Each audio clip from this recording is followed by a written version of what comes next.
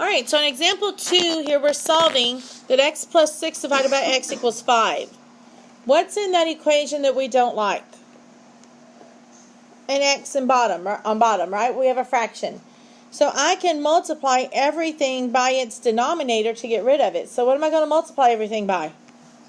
X. And when I say everything, I mean every term, okay? So the first term there gets an x, the 6 over x gets an x, and the 5 gets an x.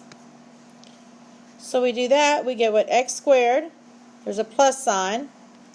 These x's are canceled, so I get 6 equals 5 times x, which is 5x. Now what do? Yeah, because remember when you have more than one form of the variable, like x squared and x, you have to have it set equal to 0 so that we can factor. I thought y'all were going to leave me hanging there for a minute. Alright, so we're going to subtract that 5x over. So x squared minus 5x plus 6 equals 0. And then we're going to factor. So what multiplies a 6? It will add to 5. 6 plus 1 is 7. 3 and 2. And let's see, they're both going to be a minus. So I factored. Now what? Yeah, set them each equal to 0. And solve.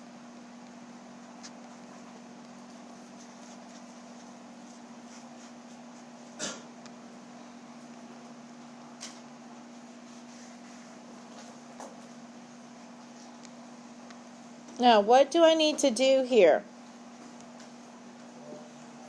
I multiplied by a variable, didn't I? So I need to check my answer to make sure that it works. So let's check when x equals 3.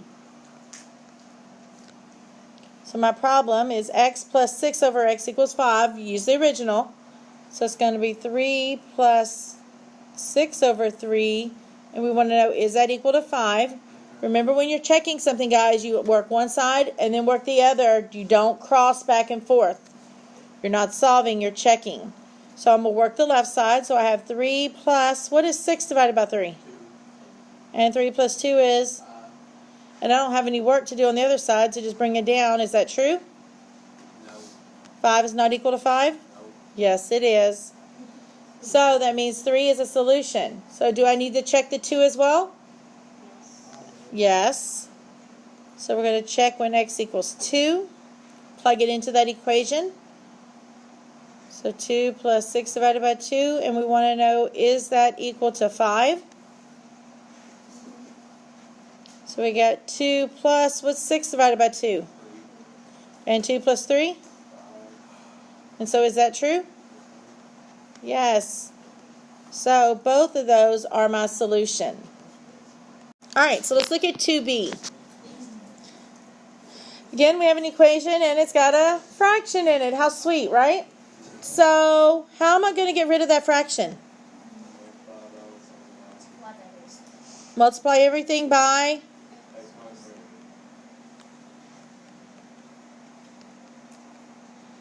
Alright, this time I'm going to write that out. So I have that x at the beginning times the x minus 3. Plus, I have the 1 over x minus 3 times x minus 3. And then I have the 1 times x minus 3.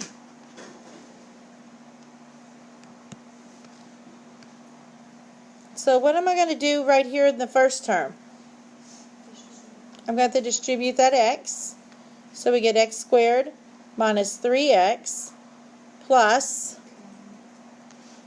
yeah, these x minus 3's will cancel, so I just get a 1 equals, yeah, just x minus 3. And solve for x, how? Well, actually, I can't solve for x. Why not? Not yet. Well, I have the x squared and the x, right? So what do I have to do when I have x squared and x? Set it equal to 0. So we're going to move over this x. I'm going to subtract it. And I'm going to move over this 3 by adding it. So x squared minus 4x plus 4 equals 0. And we're doing the same thing we did in the previous one, so we're going to factor.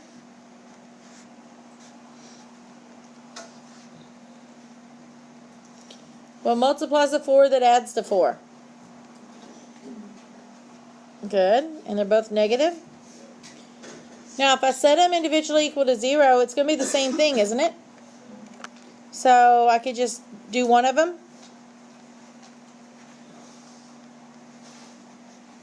What do we call that? Good. It has multiplicity of 2. Even though I didn't ask for it. I just need to know now, is 2 my answer? How do I make sure? You got to check it. Good. Plug it back in. I'm going to come over and do the check over here on the right this time. So when x equals 2, plug it back into the original. So 2 plus 1 over 2 minus 3. And we want to know, is that equal to 1?